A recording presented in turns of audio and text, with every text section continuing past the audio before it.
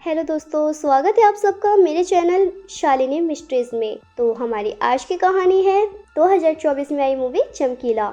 शुरू करते हैं बिना टाइम वेस्ट करे हम अपनी आज की वीडियो। अमर सिंह चमकीला 36 साल बाद नहीं सुलझी अमर सिंह चमकीला की हत्या की गुत्थी। जाने पूरी कहानी। अमर सिंह चमकीला बायोग्राफी। अमर सिंह चमकीला पंजाबी गायकी इंडस्ट्री का ऐसा नाम है जिसके लाखों फैंस थे। AK-47 से चमकीला उनकी पत्नी और साथियों की 8 मार्च 1988 को हत्या कर दी गई थी।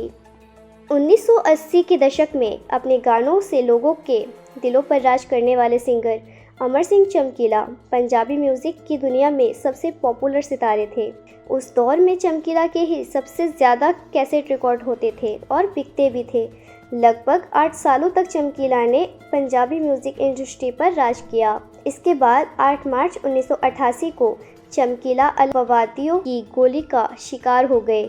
चमकीला की दर्दनाक मौत ने हर किसी को हिलाकर रख दिया था। उनका धनीराम से अमर सिंह चमकीला बनने का सफ़र काफ़ी प्रभावशाली रहा।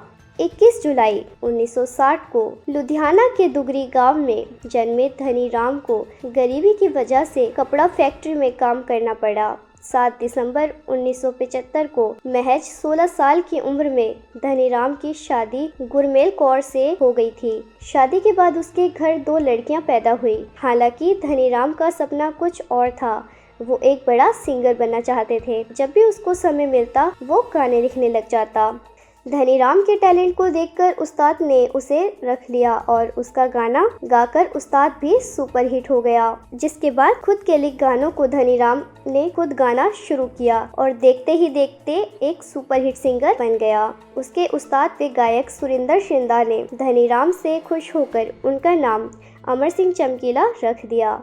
1977 के आसपास चमकीला का लिखा गाना सुरिंदर शिंदा ने गाया, वो गाना सुपरहिट हो गया। यहीं से उनकी किस्मत खुल गई। 1980 में टकुए के टकुआ खड़कू नाम से आए एल्बम चमकीला की पहली एल्बम थी। इस एल्बम ने उन्हें कामयाबी के शिखर पर पहुंचा दिया। उन्होंने इस एल्बम के सुरिंदर सोनिया के साथ गाना गाया था। उस समय एल्बम से ज्यादा कमाई पंजाब में लगने वाले अखाड़ों से होती थी, तो चमकीला और सुरिंदर सोनिया ने मिलकर अखाड़े लगाने शुरू किए, लेकिन सोनिया उन्हें कम पैसे देती थी, जिस वजह से दोनों की जोड़ी टूट गई।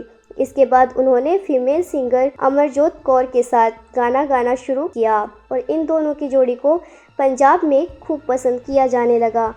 चमकीला नहीं चाहता था उनकी जोड़ी टूटे, इसलिए शादीशुदा होने के बावजूद चमकीला ने अमरजोत कौर से दूसरी शादी कर ली। इन दोनों की जोड़ी ने कई सुपरहिट गाने दिए।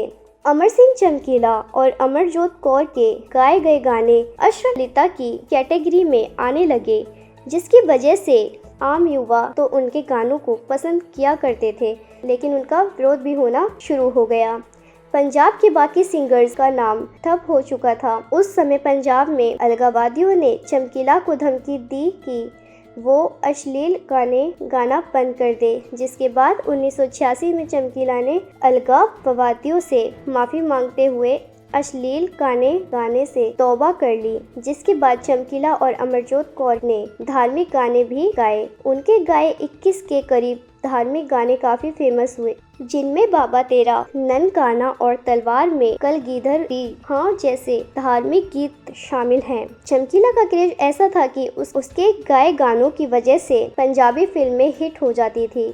1987 में पंजाबी फिल्म पटोला में चमकीले के गाने पहले ललकारे नाल में डर गई काफ़ी मशहूर हुआ और इस गाने की वजह से ये फिल्म सुपरहिट हो गई थी। उसी वक्त की बात है जब चमकीला एक शो के लिए कनाडा गया था। इस शो में बॉलीवुड एक्टर श्रीदेवी भी मौजूद थी।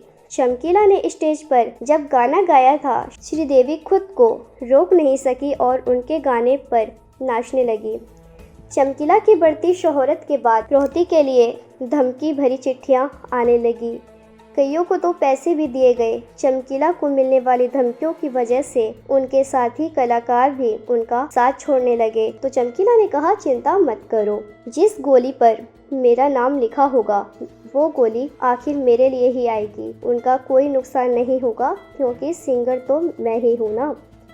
फिल्लौर के पास महसमपुर गांव में 8 मार्च 1988 अमर सिंह चमकीला का अखाड़ा था।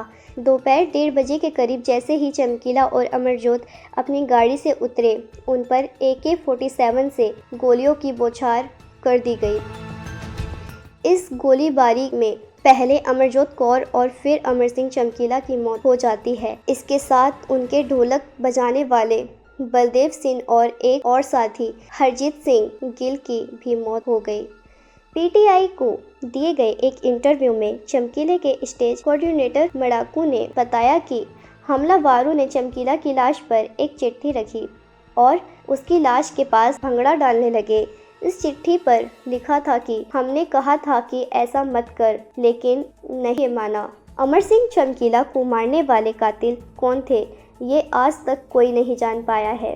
पुलिस ने इस अलगाववादियों की हरकत बताकर केस की तफ्तीश की, लेकिन कुछ हाथ नहीं लगा। हालांकि चमकीले के कत्ल के पीछे कई थ्योरीज है। कुछ लोगों का कहना था कि चमकीले को मरवाने के पीछे अमरजोत कौर के घर वालों का हाथ था और ये ऑनर किलिंग का मामला था, क्योंकि चमकीला दलित थे और अमरजोत कौर जट सिख थी।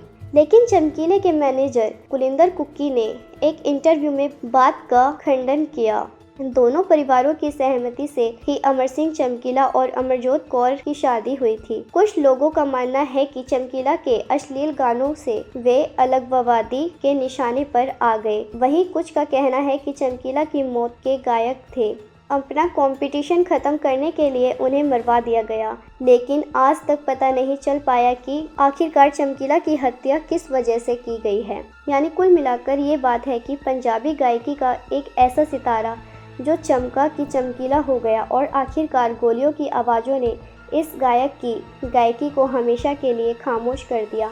चमकीला पर दिलजीत दोसांझ की मूवी नेटफ्लिक्स पर रिलीज हुई है। हमारी आज की वीडियो आपको कैसी लगी कमेंट कर ज़रूर बताएं और हमारे चैनल को सब्सक्राइब करें और हमारी वीडियो को लाइक करें। फिर मिलेंगे हम दोबारा एक ऐसी ही नई स्टोरी के साथ। Okay, bye bye.